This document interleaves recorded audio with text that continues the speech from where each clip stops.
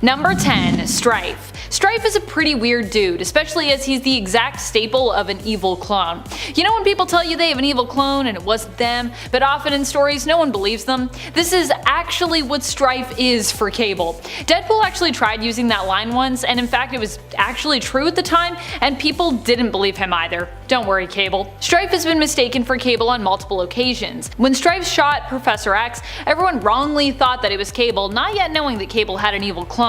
Strife has also attempted to impersonate Cable before, trying to act as Hope's father during the events of Messiah War. All in all, Strife is kinda just an evil weirdo who also happens to be a lot more powerful than Cable, as he doesn't suffer from the techno-organic virus like the original Nathan Christopher Summers does. Strife is also the son of Apocalypse, which of course instantly makes him pretty weird and pretty evil. Number 9. Joseph. Joseph is the younger mutant clone of former villain and current anti-hero Magneto, who is also known for being one of the most powerful mutants besides. Joseph initially started out as an anti-hero himself. He was created by Astra, who was actually retconned to be Magneto's first recruit for his Brotherhood of Evil Mutants. Astra hoped the clone would be able to kill Magneto, but her plan failed, and Joseph ended up lost and without his memories. Unable to remember who he was, those who took him in believed him to be an amnesiac Magneto, despite the fact that he seemed much younger than the villain. Initially, Joseph sacrificed himself to save the world from Magneto, but he would later be brought back by Astra, only to become a villain and a new leader of his own Brotherhood. And friends, before we move on to this next spot, if you are loving this list and like I said you want more clones, you know what to do. Hit that like button, comment down below, and why not share for your friends that also love clones. Number 8. Mr. Sinister's Chimera. Granted, this at least wasn't as weird as I thought it could be. I was expecting it to get a lot weirder. Still, this clone was startling enough that the Hellions, specifically Empath, were forced to take it down. As was alluded to in Incoming, Sinister was hell-bent on creating a super powerful mutant that would be a Chimera, a blend of multiple genes. Even though he was technically sworn as a member of the Quiet Council and in general as a citizen of Krakoa to perform no more cloning. But you know Nathaniel Essex, Sinister's got a clone.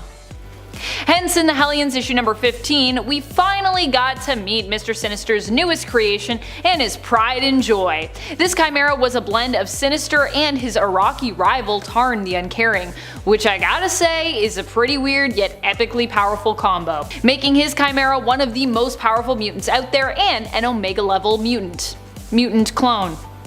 Number 7. Ragnarok. Ragnarok is Thor's clone, though he is not as powerful, being defeated by Hercules, someone whom Thor himself can beat in battle. He is still pretty strong though compared to other heroes. Just because Hercules crushed Ragnarok's head in with his own hammer doesn't mean that he isn't super strong.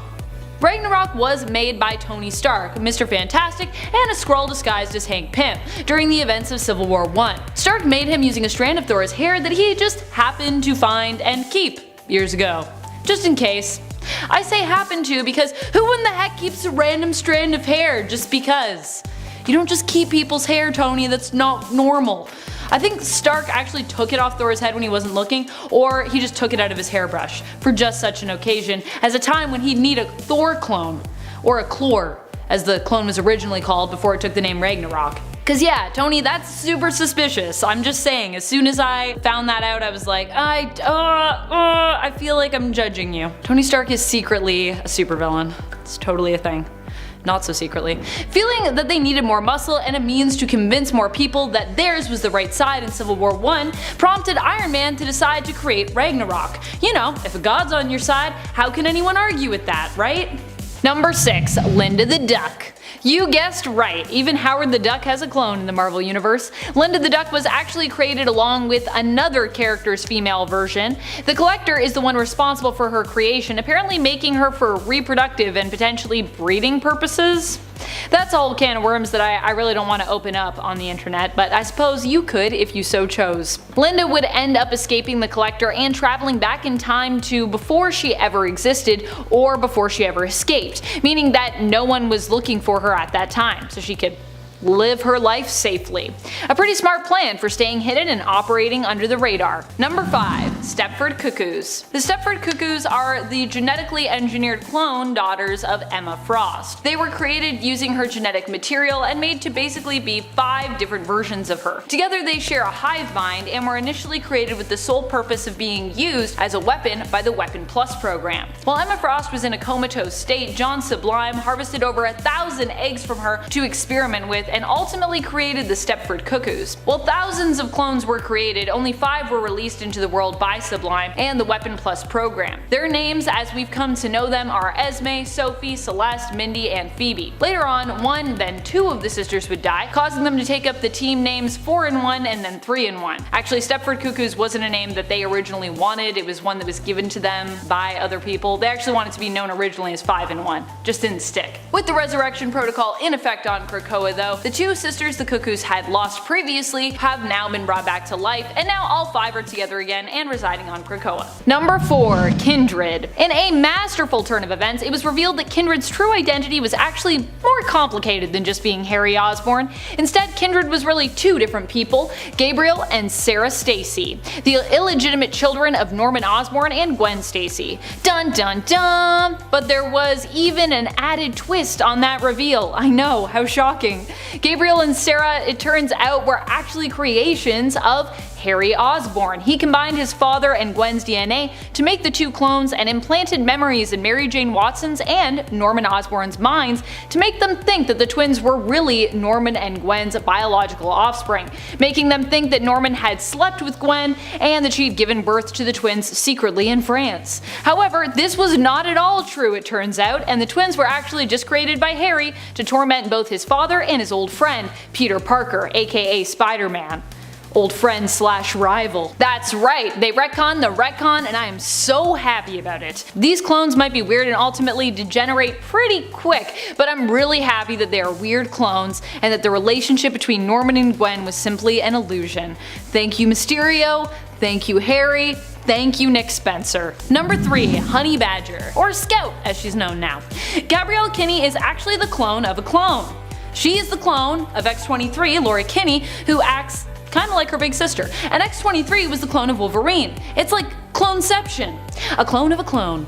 Gabrielle Kinney is not only super strong, sharing similar abilities to X-23 and Wolverine, but she also has intense assassin and bodyguard training. Her training itself makes her so smart and slippery that even Wolverine found it hard to track her as a result. She also can't feel pain, which makes her even more terrifying than her predecessors. Growing up the youngest of 10 clones at Alchemex meant that although she was a victim of abuse, she was at least somewhat protected by the older clones. Also making her maybe one of the least tortured of all the Wolverine clan? Maybe? I don't know, they're all pretty tortured, let's be honest. If you're a Wolverine clone, if you're related to Wolverine, if you are Wolverine, if you had a relationship with Wolverine, you probably tortured. Just FYI, you probably have a tortured past. Number 2. Captain Zolandia. Captain Zolandia is the really messed up mutated clone of Steve Rogers, and he's not the only mutated clone that Arnim Zola goes on to create in Dimension Z, or Dimension Z depending on where you're watching. He claims to have all the memories of Captain America, and while beating him up uses these memories to torment Steve, trying to plant seeds of self-doubt in regards to Rogers' heroic beliefs and mission. Captain Zolandia would also go on to become the leader of the Unvengers team as well, which is a team that also features other messed up clones of other main Avengers team members. Look under your seat! Everyone gets a mutated clone. You get one, and you, and you! Mutated clones for everybody. Number 1. Ian Rogers. Ian is a clone of both Arnim Zola and Steve Rogers. He's like Captain Zola's clone baby, I guess. He was initially created by Arnim Zola in Dimension Z, which is where Cap found the test tube baby and rescued him. Cap would spend years trapped in that dimension with Ian and would kind of raise him as his own son. However, Ian would be kidnapped by Zola and ultimately brainwashed against Cap. Oh no! Cap would then have to help dismantle this brainwashing to free Ian once more from Zola's grasp and his influence. And really, everything involving Ian gets even weirder from there. He would eventually go on to take up the name Nomad and for a time would become the ally and partner of Sam Wilson's Captain America. Number 10. Carrion. Carrion is the clone of Miles Warren, aka the Jackal. After Jackal's apparent death, he was abandoned and as such continued to develop at an accelerated rate while in stasis. When he awoke, he was therefore kinda like a living corpse. Despite being twisted and kinda gross, Carrion for a brief moment in time appeared to be a powerful Spider-Man villain. Carrion was a superpowered version of the Jackal who possessed a kind of death touch which allowed him to disintegrate organic matter, such as Peter's webbing. He also fought with a substance known as Crimson Dust, which could be used to knock out his opponents or give them acid-like burns. While appearing as a shambling corpse and only lasting a few issues, Carrion was a strangely powerful enemy. Number 9. Kane Parker. Definitely one of the weaker of the strong, but still, despite the fact that Kane had a degenerative disorder and was kind of a mess when he first hit the scene, he's still got some pretty unique abilities that managed to make him pretty powerful. Also, just because you're kind of a broken clone in person doesn't mean that you can't also be powerful. Unique abilities that Kane came with are the Mark of Kane and his former precognitive version of Spider Sense. The Mark of Kane is an ability that allows him to burn others with the touch of his palm. In reality, this is actually the little hooks in his skin that allow him and other spider folks to wall crawl. But Kane's are a lot more intense basically, allowing him to burn his opponents with his touch or use his Mark of Kane to cut his hair, which would actually be a remarkably useful ability to have had over the past year or so. I have not had my hair cut in months personally. His Spidey sense used to give him precognitive visions which drove him mad, but also gave him glimpses into the future, a very different kind of Spidey sense. And friends, before we move on to our number 8 spot, just a quick reminder, if you love this list and you want to learn about even more Marvel clones, let us know by being sure to give this video a thumbs up and comment down below and let us know. Number 8. Morlun. Morlun was the only inheritor we know of to escape the fate of being turned into an adorable psychic vampire baby who would be raised to be good. He was once the leader of the Inheritors and is known for being a deadly opponent of Peter Parker and basically all of the Spider-Verse. Initially, he and his fellow Inheritors were defeated during the events of Spider-Verse, but ultimately returned to Earth 616 after Genix, Morlun's brother, managed to hack into Otto Octavius's aka Superior Spider-Man's database and upload the souls of the villains who were currently trapped in Earth 3145 into Otto's spare clone bodies, granting them access again to the main continuity universe. Like the other Inheritors, Morlun enjoys feeding on the life force energy of totems, which is why he generally preys on spider folk from across the multiverse, who we'd come to learn in the comics were all connected via the Great Web due to their status as spider totems, changing the story of basically all of them really and making them into destined heroes in origins as opposed to accidental heroes. Morlun was temporarily depowered by Sin Eater, who absorbed his powers, but after Sin Eater's death he got them back, so he's kinda right back up to the terrifying power levels that make him such a fearsome enemy and skilled hunter. Number 7. Kane Parker. Kane was a defective clone of Peter Parker, one of the multiple created by the villain Jackal. Kane, unlike clone Ben Reilly though, was seen as being more villainous, or at least more questionable when it came to his methods. Kane has always been known for having less of a moral compass and is also often associated with a more moody look with his long flowing locks. His signature ability is the Mark of Kane, which is actually the same ability that allows Spider-Man to wall crawl. For Kane though, the little spider-like hooks on his hands are more abrasive, which means that he can actually lay his hands on someone and use them to burn his victims.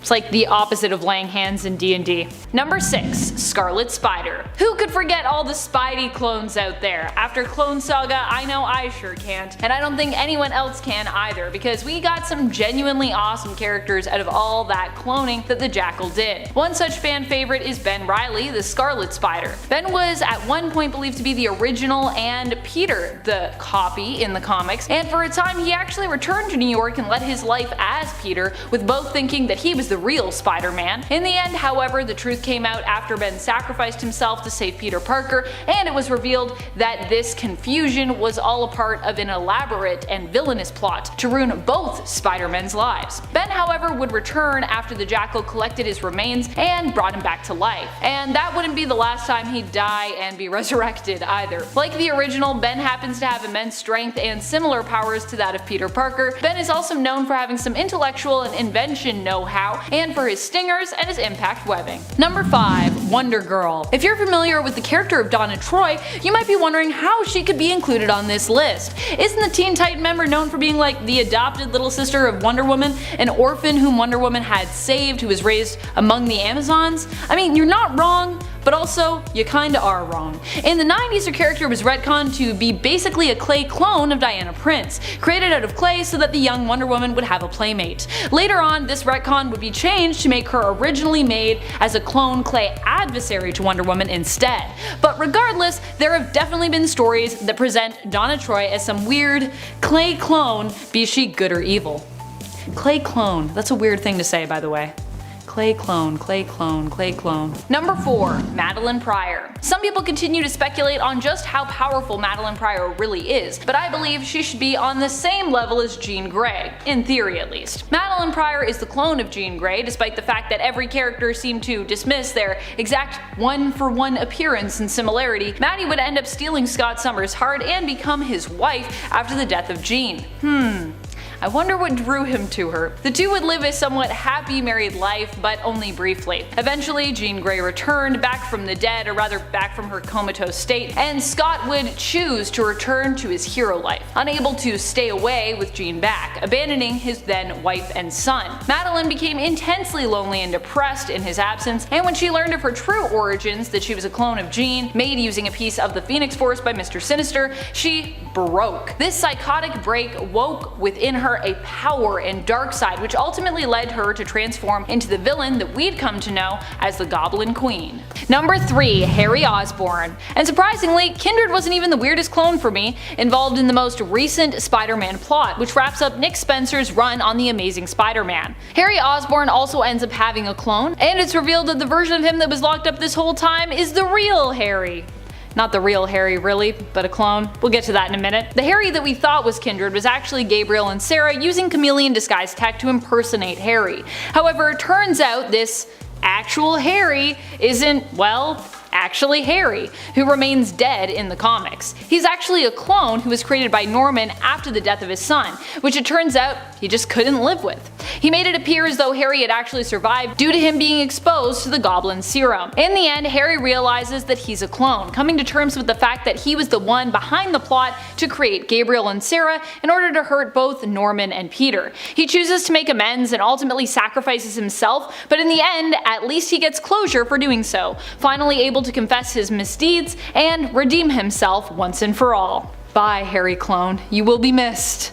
Number 2. Strife. Of course, clones have to be evil generally, and Strife of course is no exception to that trope. He is the clone of Nathan Summers, aka Cable, who ended up becoming evil and at one point making a ton of people think that Cable himself was evil, as they didn't yet know about Strife's existence. Strife is a clone of Nathan who does not struggle with the TO virus, meaning he doesn't have to funnel power to fend it off. Strife was created as a clone of Nathan when it was uncertain if the techno-organic or TO virus might consume the child and possibly kill him. Strife, however, would later get his name and much of his personality from the mutant villain Apocalypse, who kidnapped him and raised him to become his weapon. Strife is an Omega level mutant. Number 1. Omega of the Thanosi. Omega was acknowledged as being the most terrifying clone of himself that Thanos had made. He belonged to the Thanosi and was made of the combined DNA of Thanos and Galactus. So in case you've ever wondered what it would be like if Thanos and Galactus had a baby, well, here you go. Omega, however, was rumored to be twice as strong as Galactus, with the addition of as much power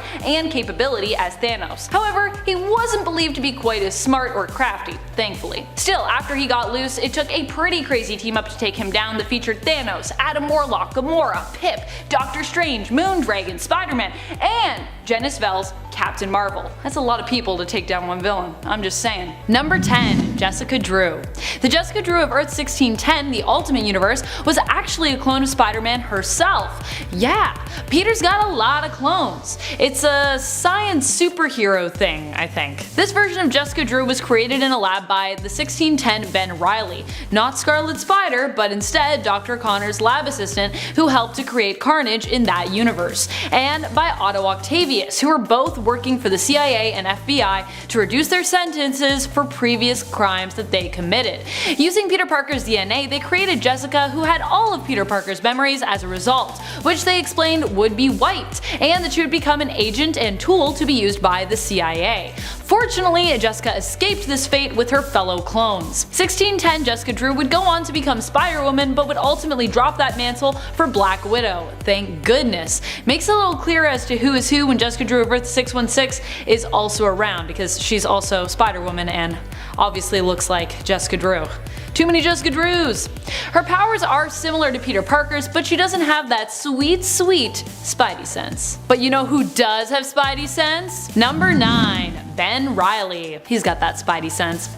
Despite the fact that Ben Reilly was a product of a pretty frustrating time in Spider-Man comics, known as the Clone Saga, he is well loved by fans today. The Scarlet Spider was created from Peter Parker's DNA by Jackal, who longed to torment Peter because he blamed him for the death of Gwen Stacy. You see, Jackal was really Miles Warren, Gwen Stacy's professor who had fallen in love with her. Yeah. Sometimes comics are messed up. So Jackal sought revenge by cloning Peter just to mess with him. Ben Reilly, as a clone of Spider-Man, also possesses the same powers. He has that insane proportional strength of a spider and has the rare Spidey sensibility, as well as all of the rest of Earth 616 Spider-Man's abilities. Woo! Superpowers, being a spider.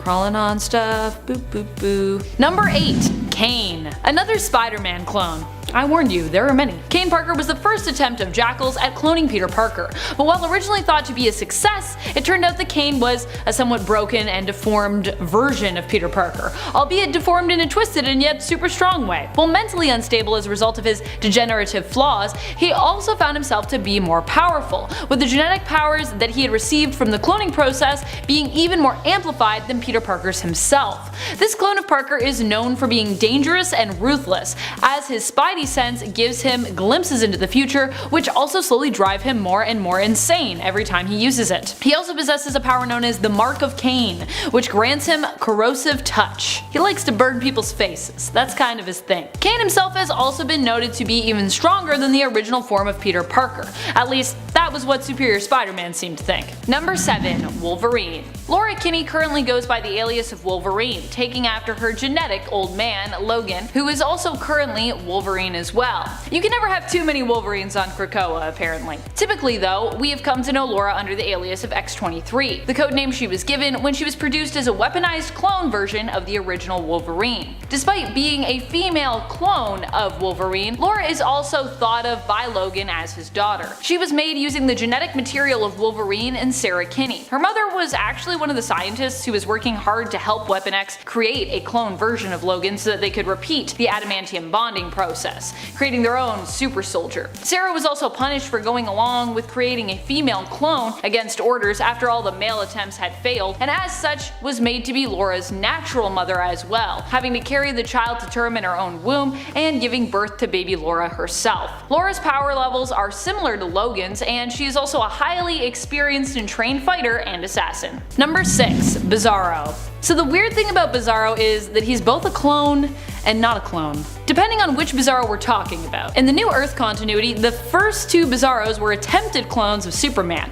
One of them was even semi-successful. The third Bizarro was created by Joker when he tricked Mr. Mxyzptlk into giving him 99.99% of his powers. He was created as an opposite version of Superman by Joker. Bizarro was often depicted as having the same strength and speed levels as Superman, with many of his given abilities, save that his laser eyes and frost breath are actually reversed when it comes to Bizarro's power set. In other words, Bizarro can shoot concentrated cold steam from his eyes and exhale fire instead. One of the Bizarro clones created by Lex from the Prime Earth continuity also had a genius intellect for a time, though sadly that didn't last and he lost it. Even though that Bizarro was good. Sort of. Number 5. Shocket Raccoon. Somehow Linda's partner in crime, Shocket Raccoon, is an even more surprising clone to me. Shocket Raccoon is, you guessed it, the female clone version of Rocket Raccoon. She was also created for reproductive, potentially breeding purposes. Shocket, along with Linda, also escaped the Collector's collection after being made by Tanelier Tavan. However, it was only due to assistance from the Gatherer D3X that they even got out at all. Gatherer D3X was instructed to put them back into cryogenic stasis, but actually rebelled against his master and decided to escape alongside Shocket and Linda. Sadly, it wouldn't work out too well for him in the end, but Shotgun and Linda are still probably good. They might be in another universe though now.